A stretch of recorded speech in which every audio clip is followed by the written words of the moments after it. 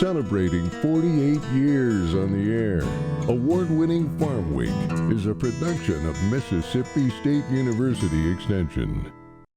Today on Farm Week, the tariff tension continues. Producers across the spectrum wary.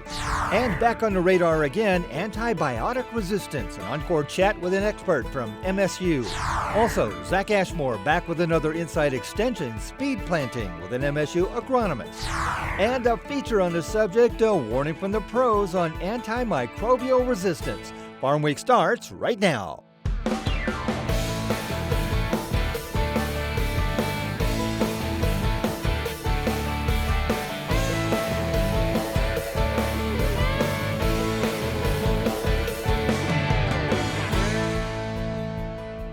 Hello everyone, I'm Zac Ashmore. And I'm Mike Russell. Great to have you with us again here on Farm Week. No matter where you come down on the subject of tariffs, yes, they work as negotiating tactics, or no, they're painful to producers.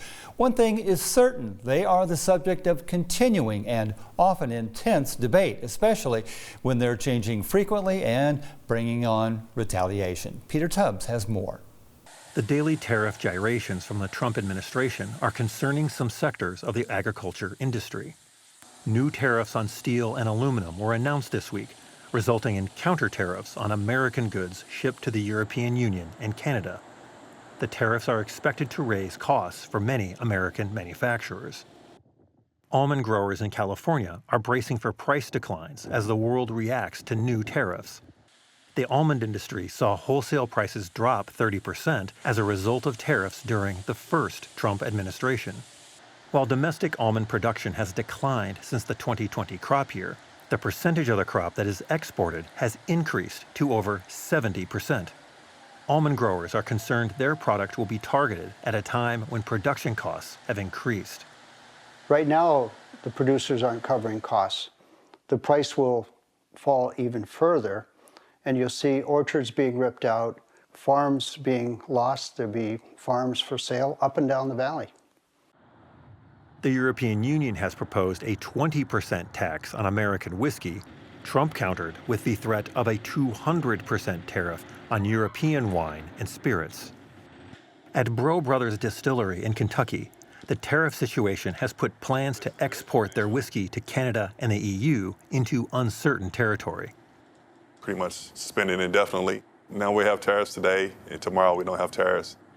We literally, it takes us about 30 days to prep a product to ship to wherever it's going. Kentucky produces 95% of the world's bourbon supply, and the hyper-competitive sector relies on exports for continued growth. Retaliatory tariffs can have a chilling effect on the industry. Tariffs are paid by importers of goods, and the costs are commonly passed on to consumers. Zac has more on tariffs in his market segment later in the show. Also later in the show, we bring you this week's feature, a focus on the use of antibiotics in animals. Specifically, we will look at how bacterial resistance to antibiotics has grown into a more critical issue, affecting not just farm animals, but pets and even humans. In this segment, though, I spoke to Dr. David Smith at Mississippi State University's College of Veterinary Medicine. He chairs a national committee on the subject of antimicrobial resistance. One of the doctors you'll see in today's feature serves with him on that committee. First, though, I asked Dr. Smith where we stand on this medical issue. In other words, just how serious is the situation? It's a serious issue because in the 20th century, when we started to have antimicrobials, we solved a lot of problems that people and animals died from prior to that era. Now we're starting to see that some of those infections are resistant to treatment, and so in human hospitals and some community-acquired infections in people, and even in animals, we see that those infections are becoming more difficult to treat because the bacteria have developed resistance against the antibiotics that we use to treat those infections. You'll see stewardship being discussed in all aspects of medicine, including in agriculture, including in companion animals, including in human medicine. Antimicrobials are used in crop production as well, and so those environmental uses of antimicrobials, the term stewardship is being applied to all of those arenas where antimicrobials are being used. And that's a good conversation to have, yeah. And I think we're aligned in terms of the way we might want to think about what stewardship is. So it's not just cutting back, but it is thinking carefully about under what circumstances an animal might need to have an antimicrobial, or are there other things that we can do to prevent them from getting sick in the first place, to avoid those infections that cause problems. If they do need antimicrobials because they do have an infection, what's the most strategic use of the antimicrobials so that we get the cure that we want for the animal without unduly selecting for resistance. Our feature later in the show goes into more detail about resistance, so hang around for that. And by the way, Dr. Smith says resistance has actually been around since the 40s when the first antimicrobials became available. In another installment of our Inside Extension segment, a new research project ongoing for several years now, exploring seed planting, as in exploring the question, how fast can you plant a field without yield loss? When the time comes to plant your crop, the clock is ticking. Weather the biggest factor when you can get into the field. For soybeans in Mississippi, the best time to plant varies from year to year, but tends to be mid to late April. In ag science, this is called the optimal planting window. MSU Extension agronomist Mike Mulvaney has an ongoing project to find out how fast you can plant before that time runs out. Outside of the optimal planting windows, we find a 0.4 bushel per acre per day yield loss or loss in yield potential. So it's really critical that we try to get as many acres planted within optimal planting windows. This has been going on. We are in our second year on this project, first year for our PhD student.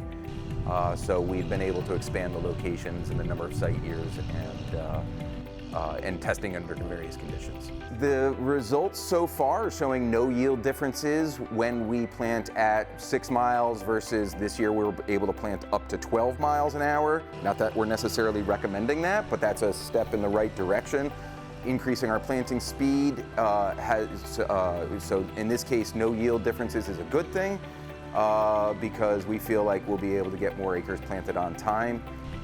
We're also trying to figure out which components we need in order to bring the cost of entry into precision planting, make that more affordable.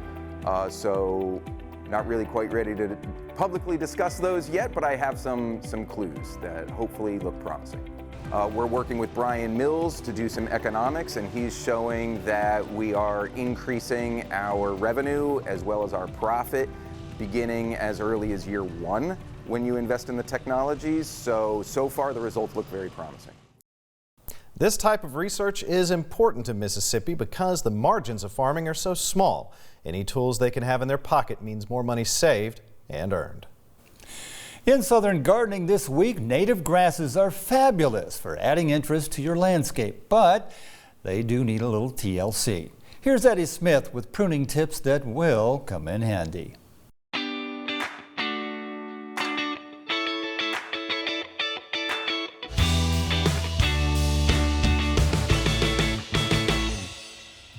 April is Native Plant Month, and Southern Gardening is celebrating at Camp Creek Native Plants in New Albany, Mississippi.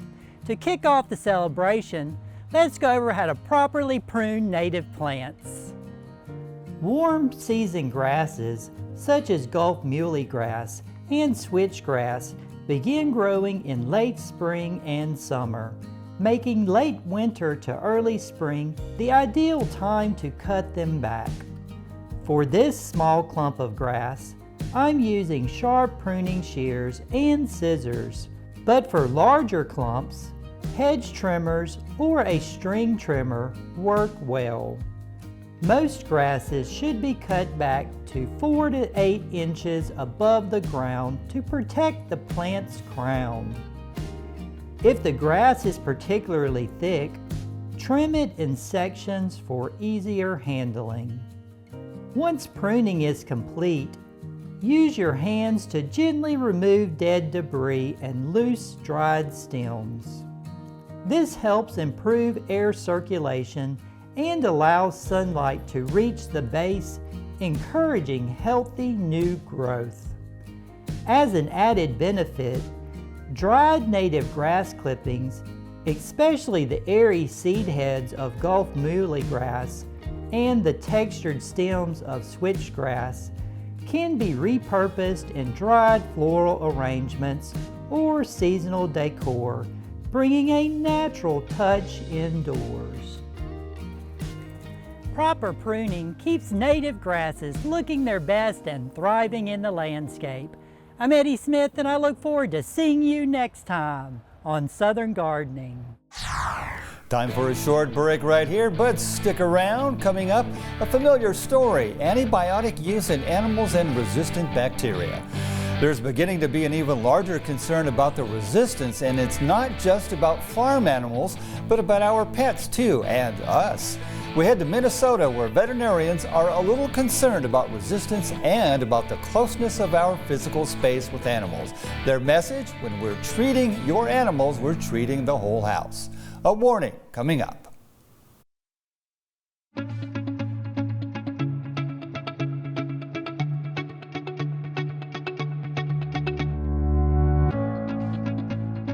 I believe in people and their hopes, their aspirations and their faith. I believe in my own work and in the opportunity I have to make my life useful to humanity.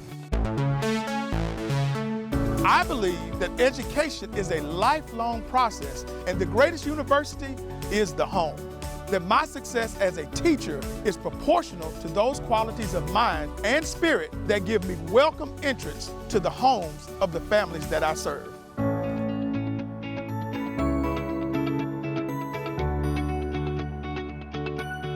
Because I believe these things, I am an extension professional.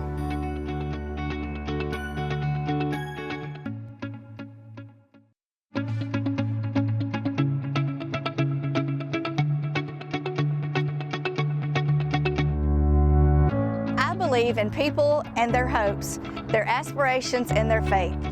I believe that education, of which extension work is an essential part, is basic in stimulating individual initiative, self-determination, and leadership. I believe that these are the keys to democracy, and that people, when given facts they understand, will act not only in their self-interest, but also in the interest of society. I believe in intellectual freedom to search for and present the truth without bias and with courteous tolerance towards the views of others. Because I believe these things, I am an extension professional.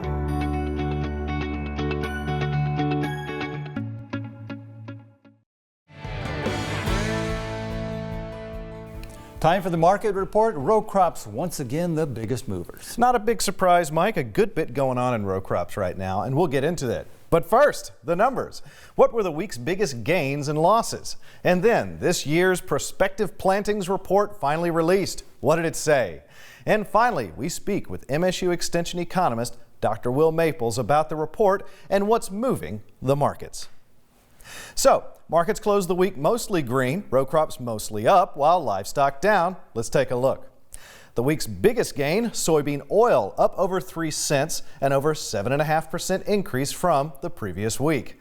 The week's biggest loss, wheat, down 30 cents, a near 5.5% decrease from the previous week. This year's prospective plantings report dropped, and well, it didn't say anything shocking.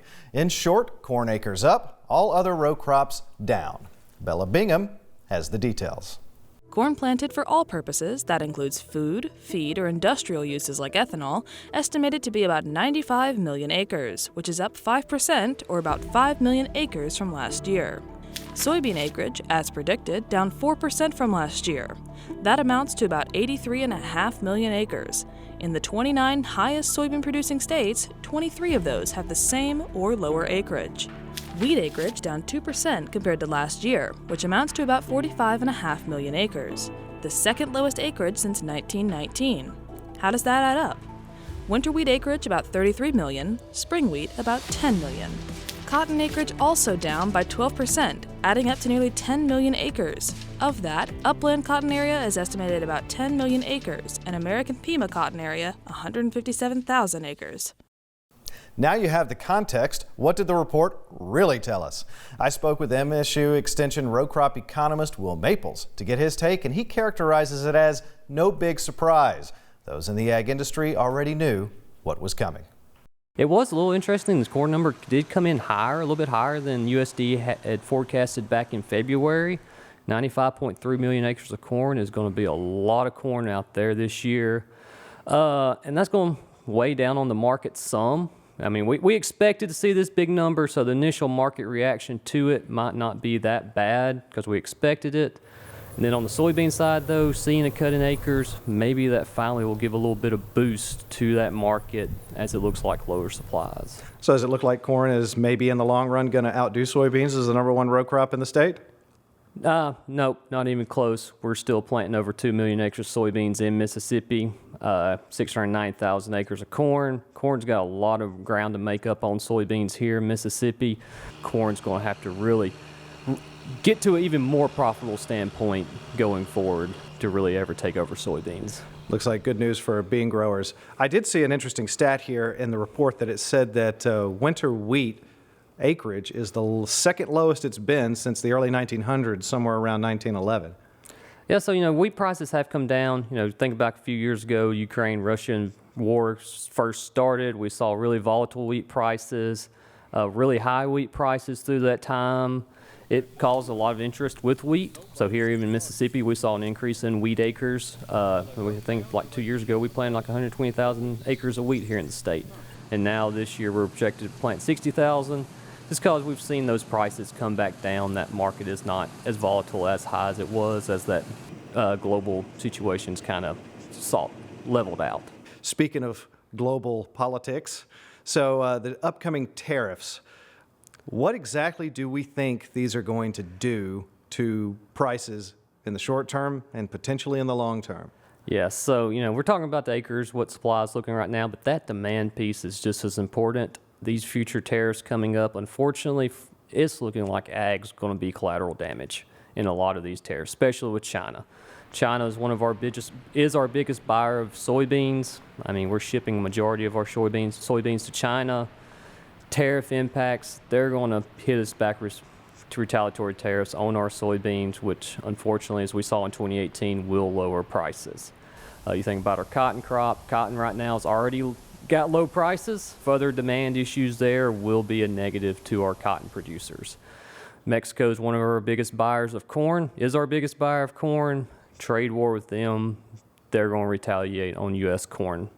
So unfortunately, in short term, ag more than likely will take a hit depending on the magnitude of the tariffs, what kind of retaliation other countries give us. Long term, it's kind of just a wait and see. How does these other countries respond? At the end of the day, what kind of trade negotiations get worked out will really determine long term what these impacts will be.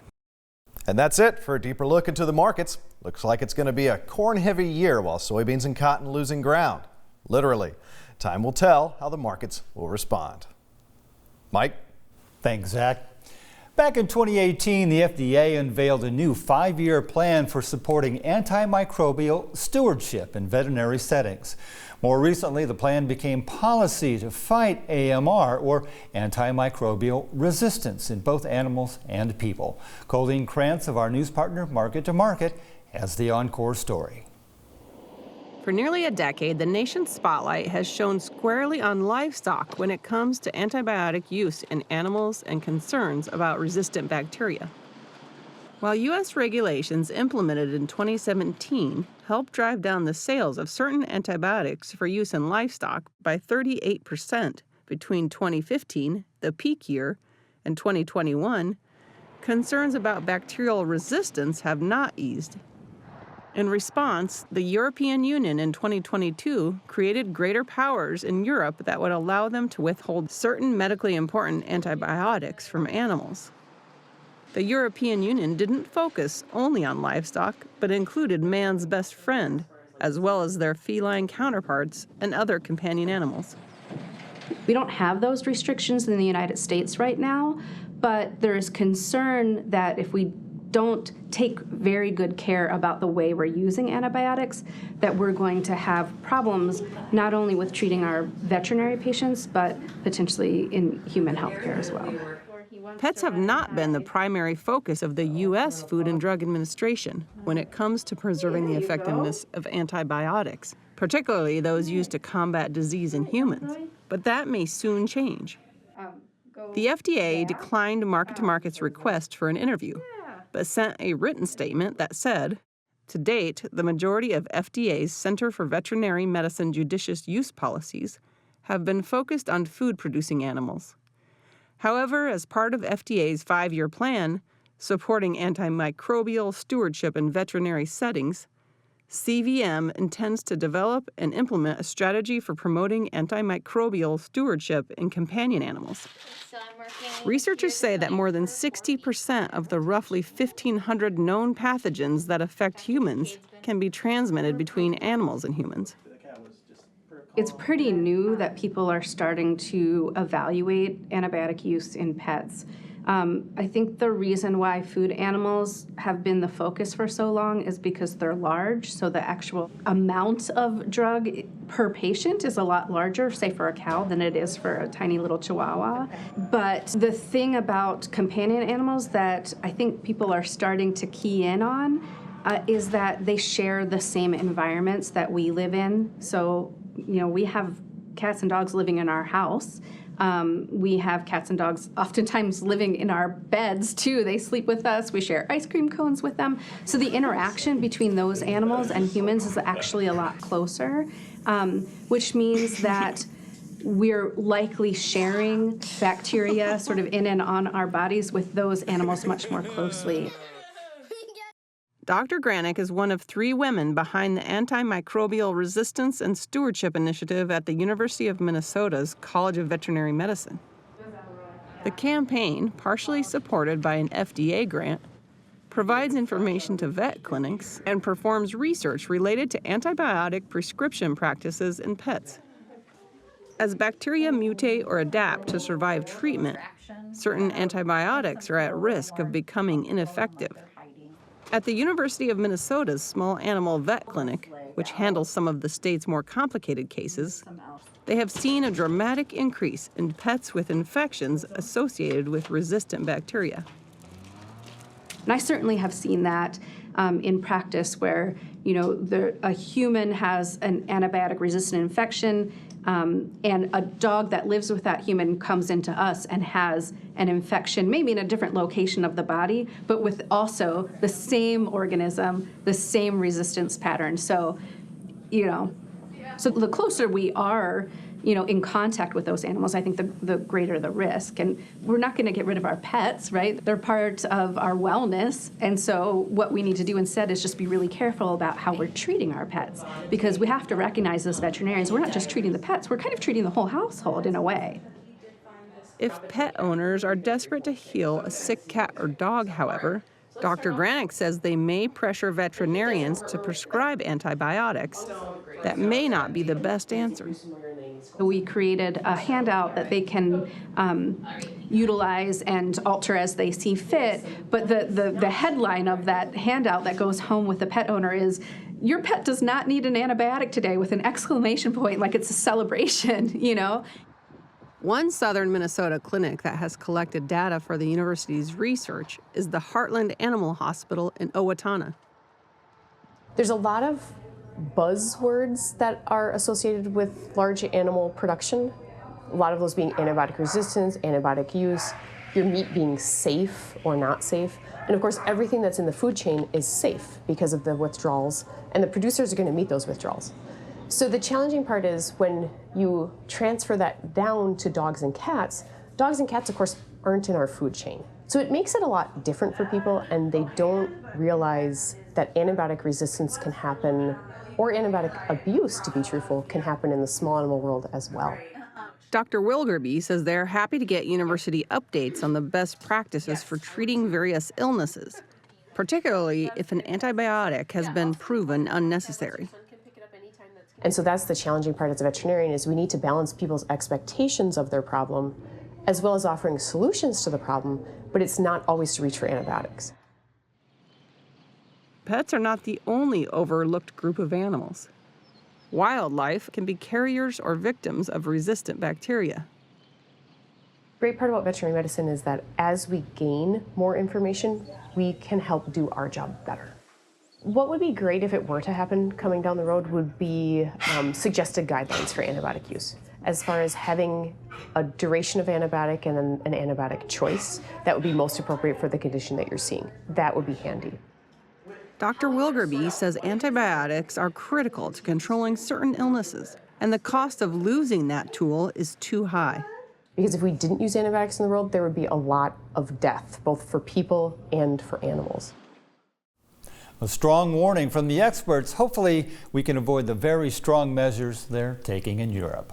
Well, next time on Farm Week, no-till just keeps on moving down the road. 50 years ago, it was a lot less common to plow farmland before planting. Now, 2/3 of the country's farmers get a lot more value out of leaving cropland undisturbed before they put a new crop in the ground. We'll head to Northwest Missouri and meet a farmer who's proved you really can teach an old dog new tricks. The thrill, chill, and goodwill of no-till. That's next time on Farm Week. Remember, if you missed a story, look for past episodes of Farm Week on our website at farmweek.tv. And don't forget to follow us on Facebook and YouTube. See you next week. Thanks for watching.